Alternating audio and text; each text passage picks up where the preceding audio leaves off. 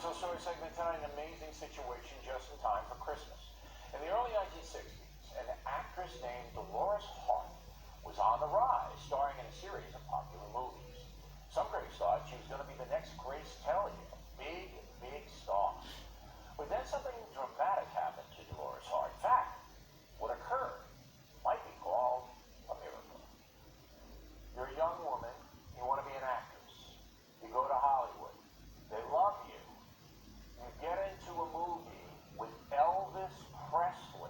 Well, I want to be with you. Not only here, but I want you with us on the road, wherever we go. They don't need me, and you don't need me. You're going to the top, Deke, and you're going alone. Tell me about the first meeting with Elvis. I was in first year of college, so I walked into the office with Mr. Elvis Presley, and he says, here comes Elvis, how do you do? I said, well, what do you do? He said, what do you do? Now, a week before, he had been on the Ed Sullivan Show, and it had been a big controversy. But you being a college student, you didn't hear I about did it. not have the slightest idea what that was until I went back to school after the girls heard about my interview, and they said, what nuts? He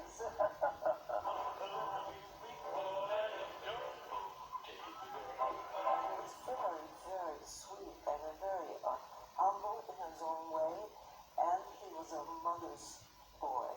Once you found out it was Elvis Presley, and now you're in this movie, and you're shooting the film, and you have a kissing scene, and you're his romantic interest, was there anything between you? Well, the kissing scene was with 200 people, and the moment we got lips to lips, the director said, cut! Oh my gosh, I made a mess of this. I think this is one deal that I can handle by myself.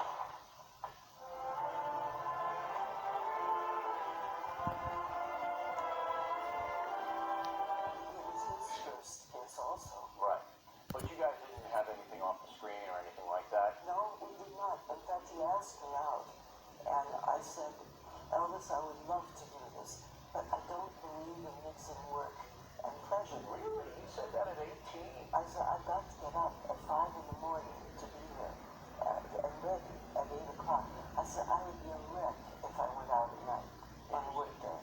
So then you did a series of other movies, Where the Boys Are, and then you would King Creole back with Elvis. Hi. Oh, hello. Well, I don't give me that. I saw you looking. You're pretty sure of yourself, aren't you? Well, not always. Did you become a secular person in the Hollywood tradition? I learned very soon that the values of being in Hollywood were not what people thought they were. What's your name? Nellie? What time do you get to work? Why? Well, I thought I might meet you. What do you think I am? I'd like to find out. So now you're 24 years old, you have a nice Hollywood career going, beautiful woman, you're engaged, and all of a sudden, you have a spiritual awakening. I had come to Regina Loudis much earlier when I was in the play, The Pleasure of His Company in New York. And a friend of mine told me there was a place I could go up north for a little rest because the play was in its 9th month.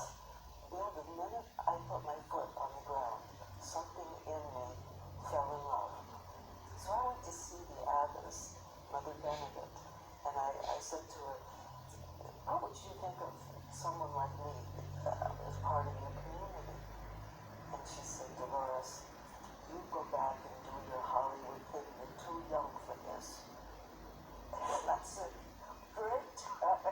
That's the best news I've heard. You didn't get it out of your mind. Oh, no, because when I married Don, I said, you know, Don, there's something that's bothering me.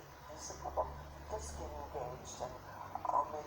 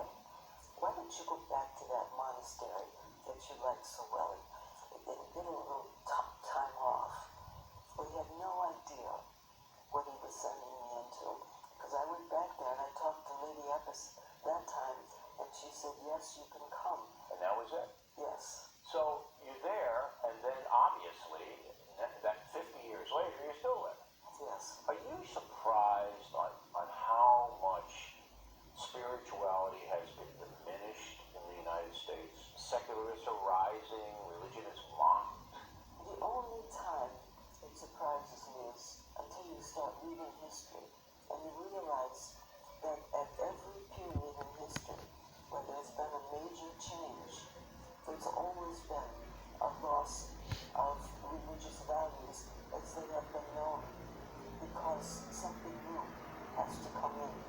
I believe that's where the Pope now is seeing things. Do you believe in evil? I do indeed.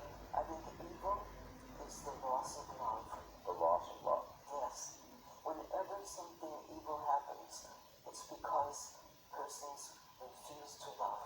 Mother, thanks for speaking with us today. Extraordinary Woman